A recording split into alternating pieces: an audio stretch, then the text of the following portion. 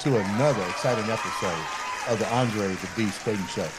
You know, we get all kind of interesting stories on this show. And remember, this show is about education, empowerment, and a hell of a lot more. But more importantly, keeping that beast frame of mind.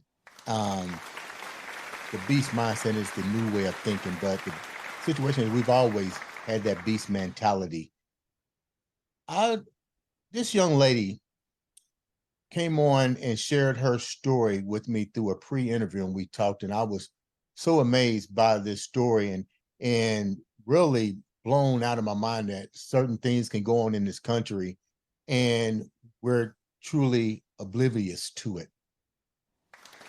Today on the show, we have a young lady, a doctor, who's going to share her pain, her journey in a third world country. Remember, don't judge what you don't know. So we're going to sit here and we're going to listen. We're going to listen with empathy, compassion, and more important, deep understanding. I'd like to welcome to the show, Dr. Elisabeth Princeton. Welcome to the show. Andre, thanks for having me. It's such a pleasure to meet you. When we talked for like an hour and a half on the phone that one time, it was just like a soulmate. Thank you. Sorry I'm not there to see you in person, but I'm sure that day will come. It will come. You know what? Let's get right down to it. Tell the viewers a little bit about Dr. Elisabeth Princeton before we get right into your story. Like about who I am, my upbringing. So I was raised in the South in what I call a cult, a Christian education my entire life. And at 14 years old, I said, if this is what God, Christianity, family, relationships are all about, I want nothing to do with it. And at 14 years old, I began to become a true seeker and a true speaker. Left home at 17, went 3,000 miles away to a crazy state called California. Got off a plane and I went, holy shit, where am I? Wanted to talk to everybody's mama and talk to them in regard to the lost art of femininity and masculinity. And I came out here, met my husband, long story short, came out on a music scholarship, but I gave up my music gift in order to have a voice and began to speak. Married my husband, have two amazing boys. And from there, got married and got diagnosed with a disease called multiple sclerosis. And that was the first time I went against family, friends, and everybody and just said there has to be another way. Chose to believe in what I didn't see, and God really blessed me being able to find another way and healing my body from a disease, which at that time they told me I would have and be in a wheelchair and never be able to run again. And that brought me into a holistic lifestyle. And so for 26 years now, I've been helping people embrace their uniqueness, get in alignment with who God created us to be, and find another way in healing their life. From there, my story goes into being a single mom, helping those who are divorced and dating. And then from there, taking my practice when I came back from Africa into helping people have PTSD and trauma, as I had taken my life down to 5 grades from Orange County, California. Got on a plane, told my kids goodbye as if I would never see them again, and went to a third world country to serve and was hoping to be there for 5 years. I was only there for 5 months. Second day in Africa, only being married 2 weeks. My husband hurt me and gonna tear up a little bit. And from there, it's been a long journey back, but it's taken me 3 years to heal my brain from PTSD. And stepped into doing my practice again. Hold that thought for a minute, Elizabeth. First of all, let me say thanks for coming on and sharing this story, because I know how deep this story goes. So I'm going to take you into the mind of what I think the viewers might want to ask as far as questions, okay? You said you was in the EEC, which is, I forgot what the word actually means, but a church organization. You saw things that was different at a young age, and you said, this isn't me. What was the things that you saw that really opened your mind? Because you're talking about an organization, and churches usually have this what I call the blueprint to stand in their organizations. Um, you broke away from the norm. What was the things that you saw that made you break away from the norm, first of all? So I want to make a distinction. I was never the norm. I was being conditioned, Okay. programmed to be a part of a system that I didn't agree with and still don't to this day. And it's becoming out. There's more truth seekers and truth speakers out there to this day than there ever was when I started at 14 years of age. When you say And a system, what do you mean a system and you was being programmed? Well, give the viewers an example, because clearly you know how you was being programmed, or you see the program, you saw the matrix. What is it? oh, the whole world is matrix. We're programmed to think a certain way and to believe a certain way. And really, at the end of the day, who creates that system? A Mhm. human being who's what? A human being just like you or I. And so why do we choose to go along with the system instead of being in alignment with who we're created to be? And that's actually where true freedom lies. And so at 14 years old, my mom would say, that's a tree. Why is that a tree? That's a car. Who said that's a car? That's pink. Why is that pink? Mhm. And it just never resonated with me in regards to the truth that I was being told was truly the truth. And so, to this day, I question everything that comes into my path, especially when it comes to the medical field or anything that's on TV. Or this is why I read a lot and I study a lot, because I am here to know the truth, and not for the truth of what's being told to me, but the truth of my creator who created me. Some Because we're people, all fallen individuals. some people will We have say, our own narrative, and we judge things and make assumptions yeah, off of things that we think we know, when really at the end of the day, what do we know? but some The only people, thing that we know is what's in alignment with him. some people will question that. But like you said, you felt, you knew you was different from the get-go. So when you bought your emotions and your feelings to the teachers in this sector, Mhm. questions and answers is what we might call them, what was their response to you? Honestly, they Yeah. said you're unique and you're special. Did they agree with anything that you was feeling and thinking and your philosophy to life? You have some very good questions. I've never thought about that before. Wow. And that's as far as they took it.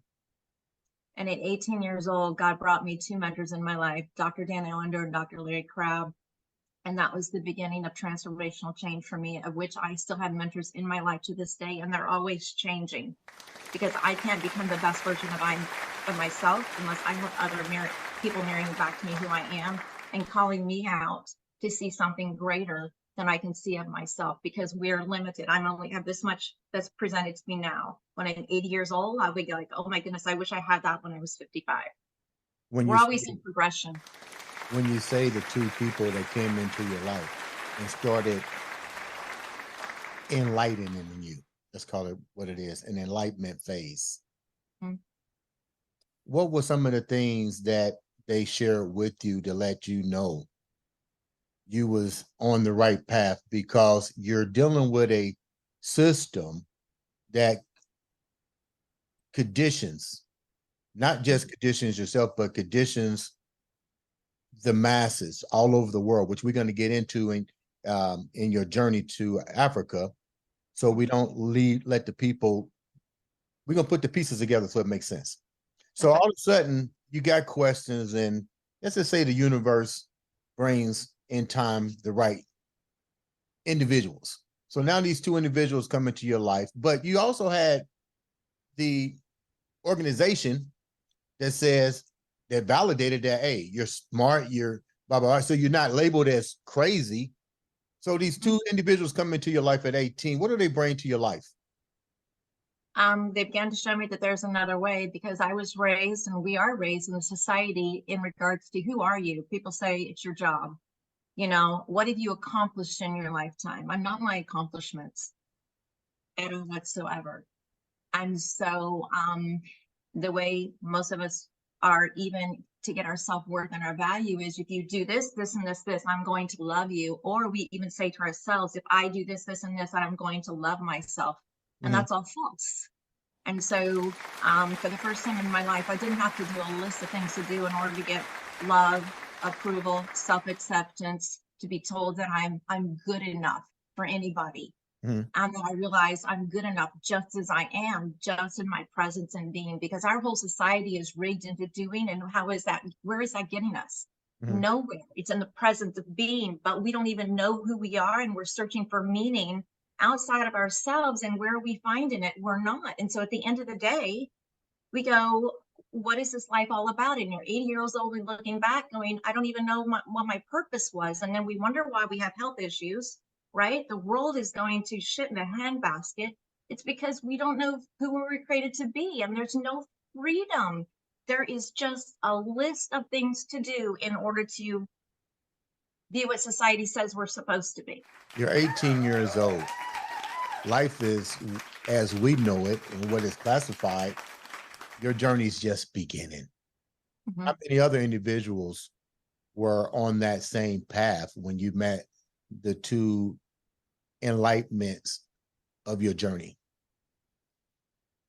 Not many. How did that make you feel? Oh, my Did you entire begin life to question? my entire life has felt very lonely. So now you get on the plane. You get on the plane.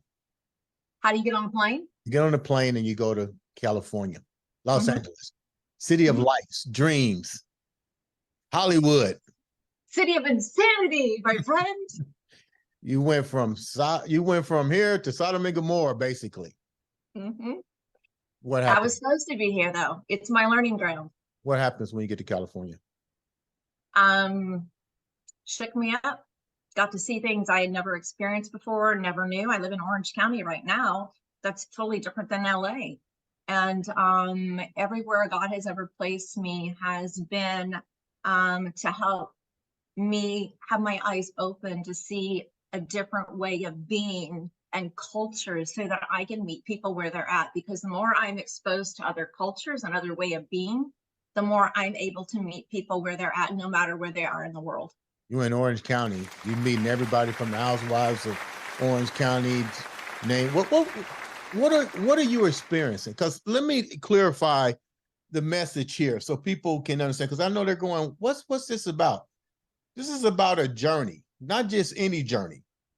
This is about a young lady that questioned the system, saw things that didn't appear to be what they were supposed to be, and now she's taking a journey. So let's continue this conversation. You're in Orange County. You clearly said that you've been put in situations, or let's put it what it is. We've been put in situations to evaluate, analyze. We're going to make some stumbling blocks, but what did we learn from that? Whose lives did we change, and so forth? You're in Orange County. You meet the housewives of Notre Dame. No. The housewives of Orange County. You meet everybody with money. You name it, it's there. How's your life changed now? Now what happens to you? God always puts you in places that you're supposed to be, not only to learn, but also to be the light for others, to show people what's possible, that there is another way. And so, so that's why I'm here in Orange County. How do people perceive you? You just can't bring this type of information into everybody's space. Let's be real. Everybody, what do you think it's like when you tell everybody people? ain't ready to be unplugged, and everybody so ready to take the green or the blue pill. You in Orange County. Before we continue your journey, how do you navigate? How do you negotiate? How do you cultivate a friendship, a relationships there? My close friendships are not in California. They're in other places throughout the world. And I am here to serve and to be a vessel, to be a light, to show people that there is another way, and to be here when people are ready, willing, and able to step into learning a different way in order to become in alignment with who they're created to be, and not a way of being that they become because the society a culture that they've chosen to live in and to give people hope. Because at the end of the day, no matter what people's lifestyles look like, especially here in Orange County, it is the number one disease of women here in Orange County is their adrenals are blown out and their cortisol levels are high. Why? Is because they might have more money than God, but they're always trying to keep up with the Joneses. At the end of the day, they are not happy. Let's go. And it's the worst relationships I have ever seen, by the way, in all my traveling throughout the world, but also especially in the United States. Speaking of traveling across the world, let's go deep into this, even deeper.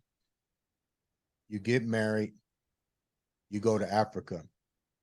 What was that like for you? You're still on the mission, but you're in Well, I Africa. want to back up for a second and say on my Facebook, it came up Uganda. And I have known this person since 4th grade. We graduated high school together. And I wrote him and said, I would love to come meet you and your wife one day, not knowing he was divorced. And he said, well, you're welcome anytime. And literally, Andre, I said these words is, well, if God wants me to, he'll make it happen. And within 1 year, I was in Uganda. 1 year. You talk about God moving in mysterious ways or declaring it, and so it is, and so it comes to pass. So you was talking to this guy for a year and had no idea he was divorced or married or nothing. You just developed a friendship. I have tons of people on my social media, and so but Uganda came up one day, and I said, "Oh my goodness, I would love to come see you and your wife." Just resonated with me. I could see myself going there, and I just like after I wrote that, I go, "That is the strangest thing, Elizabeth, you have ever done."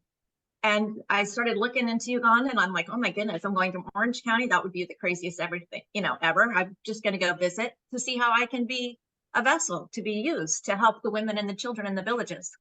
Okay, so you go to Africa. Then what happens? You meet the guy. You go there. What happens? Well, he pursued me 9,500 miles away, and then he came and we chose to get married. We got married here in the States, and then he went before me. And then 2.5 weeks later, not even that, 2 weeks later, I left and went by myself 9,500 miles away. The first time I've ever flown that far by myself. And the second day in Africa, he hurt me. And I had to go to a third world country hospital and have my arm popped back into socket.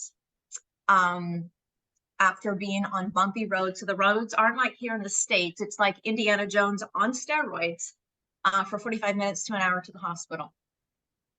And popped my elbow back in. I ended up having 2 PTs there that one was Ugandan and one was American, to give him exercises to do for my elbow. But because of his position with a missionary organization, he did not have time to do what was required to help my elbow heal. And so when you say this, let me clarify something. This isn't a show about domestic violence. So let's clarify that right off the bat. Something did happen, wasn't condoned on and stuff, but the bottom line, your mission and your horrors went even deeper than that. So take the viewers a little bit more into that. When you got your elbow, trying to get your elbow and medical attention and so forth. So I don't know if you believe in spiritual warfare or if you believe in the demonic field. Demonic, but it does very much exist. And the first month in Africa, my home, for the first time ever since, because he was already there, he'd been there 5 years, had attempted robbery 3 times. It had one now. Your home was what? Your home was what? Attempted robbery 3 times. Wow. And the thing about a third world country is this: I lived in a compound. I locked myself in my house every night as if I was in a jail cell. That's the only way to stay safe. I had a wall around my home. I had a guard dog who they would actually throw me over to the dogs to try to poison them to death. So then they could come over into your compound and try to break in and steal your stuff. Okay, hold down a minute. Hold down. There are several questions I got to ask. I know the viewers are like, you better ask these questions. The first question is, did you do your research on this dude before you got on the plane 9,000 some odd miles? I've known him since 4th grade, Okay. and we have mutual friends, and yeah, I So graduated with him from high school. but when you get there, I mean, get real. Uganda, I'm doing some research. I'm doing some recon before I get on that plane. Did you do any recon? I did a ton of research. I watched videos, the whole 9 yards. And there was so the viewers can understand where this story is going to lead to in a minute. So you did your recon. So you looked at videos that was provided by travel agencies and so No, just on YouTube and stuff, and did research, and and there was nothing about guard dogs and you got to live I in had a no idea. compound. So one of the main themes of all the missionaries have said to me in their 20, 25 years, because some of them have lived a long time, they have never seen anyone under so much demonic oppression as that I did. And they were surprised I even made it out of Uganda alive. The home I even lived in, Andre, had an eerie, I'm very sensitive and I'm the spirit, had an eerie feeling to me, and I didn't understand why. Come to find out, they had done a child sacrifice before they built the home. Explain to the viewers what demonic energy actually is. So demonic energy, so we have the light and we have the dark, and so demons would like to possess us, and you'll actually see that on the news these days when people are talking in tongues or they're doing crazy things. A lot of people on the streets actually these days, because they're homeless, are actually full of demonic beings, which is why they act out, they're angry, they kill people, and they do crazy things. They are overtaken by something, which is the demonic, the demons inside of them, and the only way to get them out is to rebuke them in the name of the Father, the Son, and the Holy Spirit.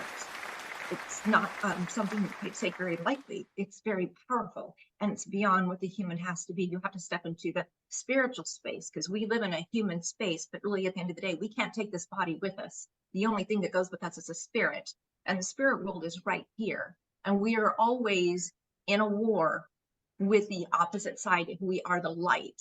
And the more light you are, the more demonic oppression and the more oppressed you become. And so it's very important to have a shield up, to be in connection with your creator, to your God, so that you can help the body sustain such demonic attacks. I would walk down the streets and I could feel the demonic spirits around me.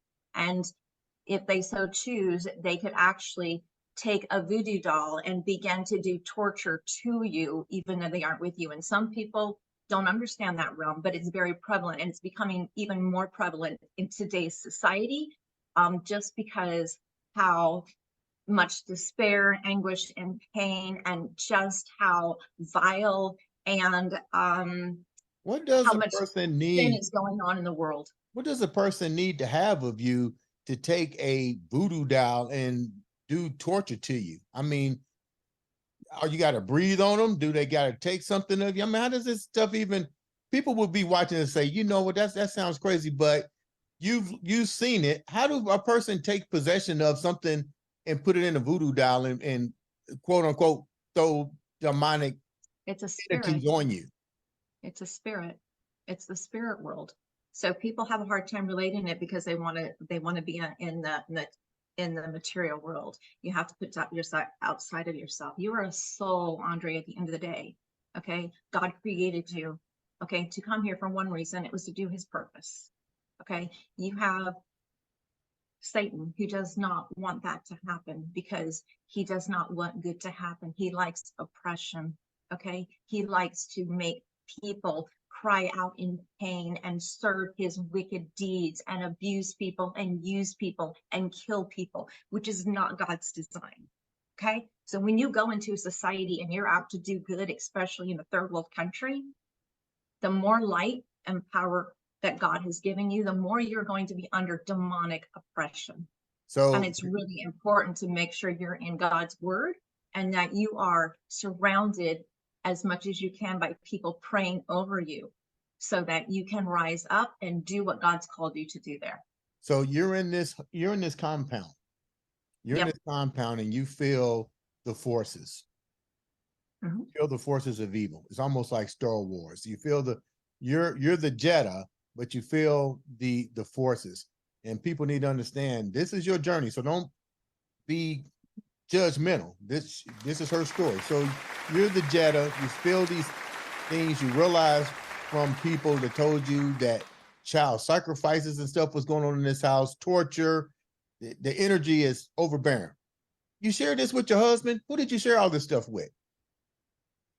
He was not as in tune as myself. And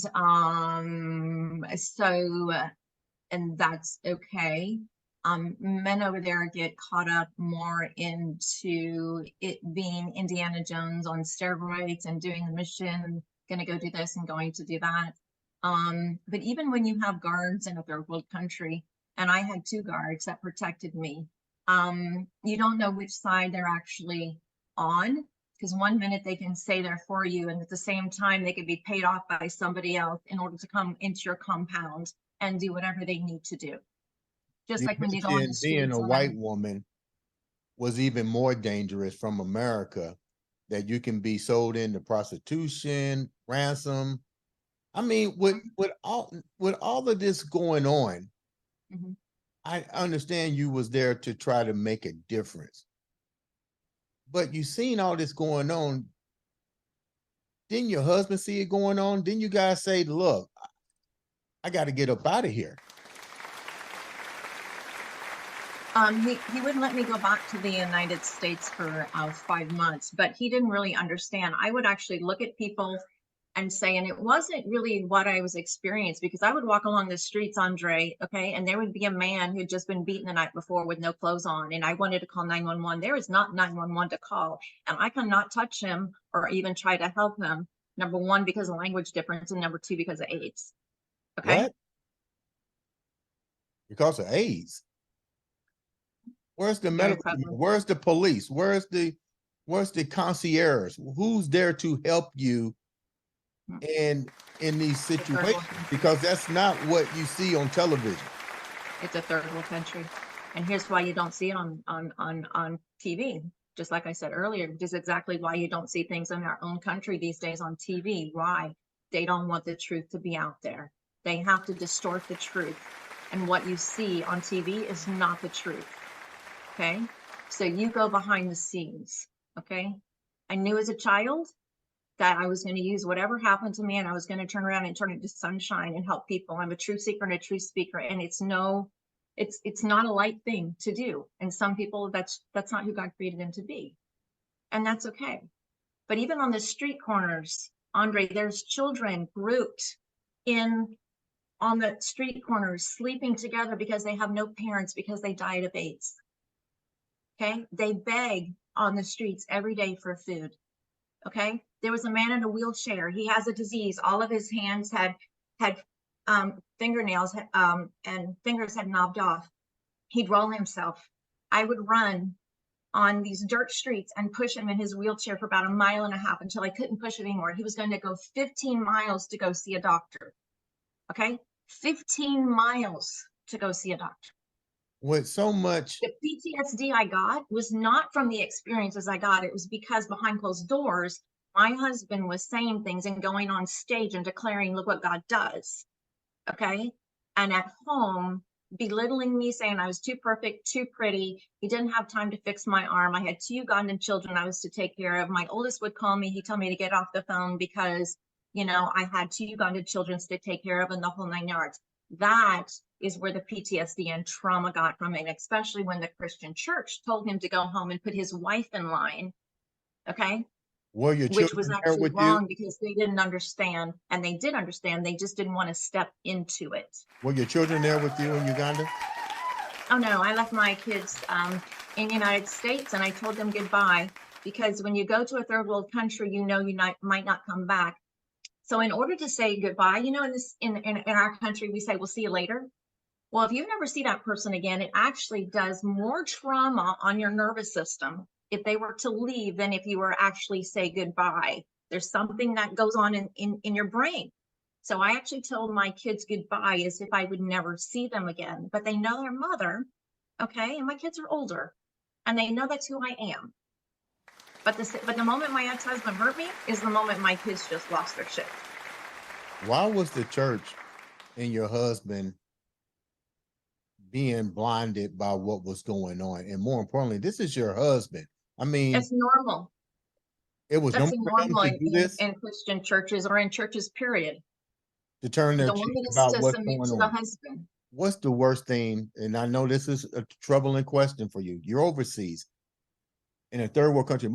And you just can't leave. We clarify that. You got to stay there for, you can't call what about the embassy? Let's say that. What about the US Embassy? You know how far that was from me? And my phone didn't work half the time, darling. It's not like here. No. And then you have a different cell line. You know, there was places on the internet I could not even have access to because it was prohibited. Even something as simple as like Allegiant Airlines. Nope, for some reason, couldn't get access to it in Uganda. I wouldn't have electricity for days. I might not have water for days. It is a third world country. You are lucky if you get 4 things done in the daytime, and that includes a shower. But Okay. it's been a big old compound. That's almost like, where you live at now. I mean, ain't these a mansion? I mean, don't you have all these things? I mean, you probably live in, people would say, the glamorous life out there. But that wasn't the case. Mm-mm. What was No, you know, it's what the most beautiful place and the most beautiful people for all the heartache that they actually endure. And the women will smile at you, and yet their husbands come home literally from being out all day, doing nothing, coming home, expect her to literally be in a trench coat naked, have sex, beat her. She feeds him, and he'll leave her in blood and beaten in front of the children as he goes out and drinks that night. That is how barbaric the society in Uganda is. what's the church's place there? Because you sharing this story, the churches are going to be like, that doesn't happen over here. Oh, it does. But why is the churches there in your opinion? The Evidently, churches they're are not there making a difference. because you can only change the society by starting with the children. You can't start with the adults. The adults are already ingrained into a philosophy or a way of being. So you start with the children and start trying to ingrain in them a different way, and to also show them that this is not the way people treat you. I worked with girls who had been mutilated, Andre, mutilated. Missionaries come over and they want them to talk about how they were mutilated, to try to talk through trauma. That is not how you deal with trauma. The best way to deal with children who've been traumatized and mutilated is to give them a piece of paper and let them draw. Because as soon as they begin to articulate it, you're re-triggering a nervous system. And this is where missionaries go over wanting to do good, but they do a lot of harm. How do they do a lot of harm? Because they don't teach, they don't have the technique to show them how to deal with trauma. They don't. You're over there. How do you come back? How do you get back? How do you get back? How do you get back, first of all, before I ask my next question? How do you get out of that situation, escape your husband, escape the fact that you're trying to do good to the universe and it didn't pan out quite the way that you thought? How do you get back? Not exactly the way it needed to have gone, and I'll share with you why. But when I was in Uganda, I would look at people and tell them I'm losing my mind. I went to Kampala. My husband took me. I saw a psychiatrist there. The number one problem that they deal with in Africa is PTSD and trauma from all the abuse. Okay. And he gave my husband a list of things to do to help my nervous system out. My husband never did them. And I went back again, and he brought my husband and said, it's because of what you didn't do. It was required. So your wife could thrive here. They put me on 600 milligrams of meds, 600 milligrams of meds. And so my husband finally agreed to let me come back to the United States. I did come back to the States. I came directly here to Orange County after I saw my kids in Oregon, and I lived out of an Airbnb for about a year to have my elbow worked on after I was already trying to get my elbow worked on in Africa. So that was a good year and a half. Mhm. And then from there, my husband came back out from Uganda, and I met him, and for about a month journeyed with him, and then explained to people who thought I was batshit crazy. And I began to explain to the supporters of us what was truly going on behind closed doors. And from there, it was a game changer.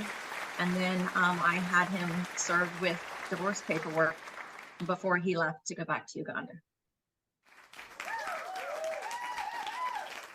You didn't press And I had to charges? become a resident of the United States, by the way, in order to serve him paperwork. So that takes me 6 months because I was a resident of a third I world was country. getting ready to say that he has to be cross the state lines or whatever, the country lines, in order to even be. Did you But I prosecute? had to be a resident of my own country, and that took me 6 months to do. So I couldn't do it right away. Did you press charges? So you're back at the States. How do you move forward with your life? I love the fact that I you're sharing the surrendered. story, but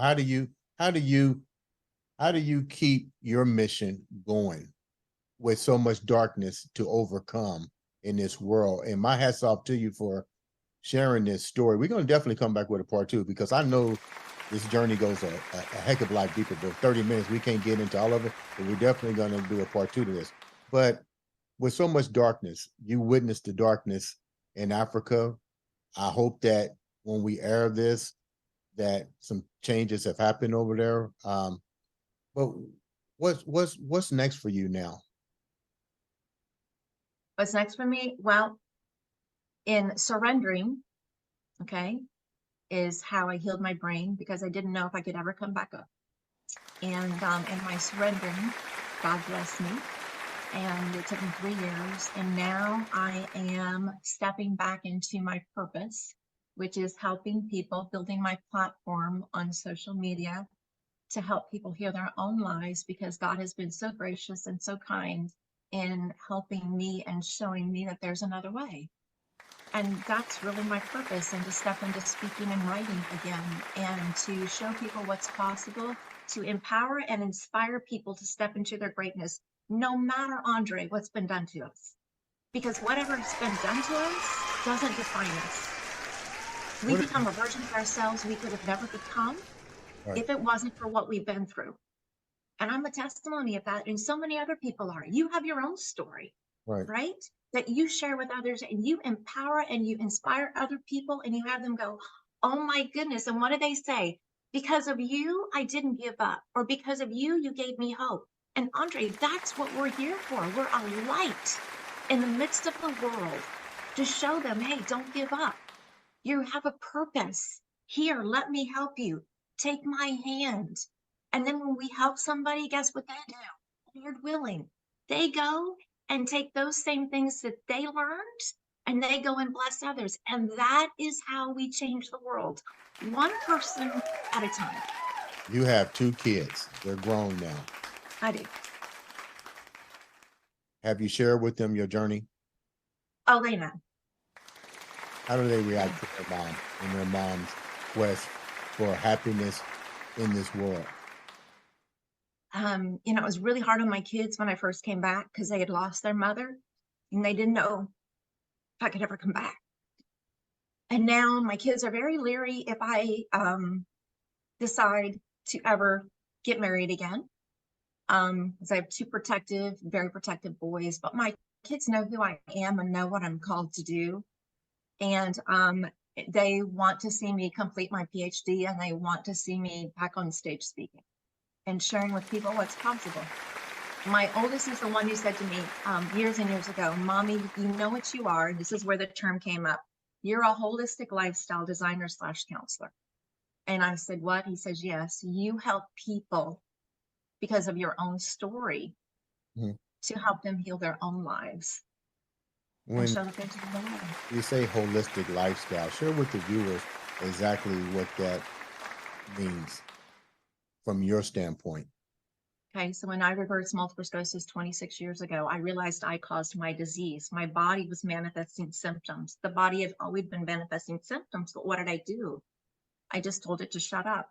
And then I realized my thoughts, my words, my ways of being, what was on my nervous system, right? My spiritual life, the people I had in my space, right? And you go through, I work with 12 dimensions of wellness. When any of them are out, it affects the other areas of your life. So I'm holistic. You're in a relationship that doesn't work well for you. Okay, how does that affect your emotions? How does that affect your relationships? How does it affect your finances? How does it affect your spiritual life? You have one bad egg and it's already affected 5, and I work with 12. And one of them, Andre, is the art of femininity and masculinity.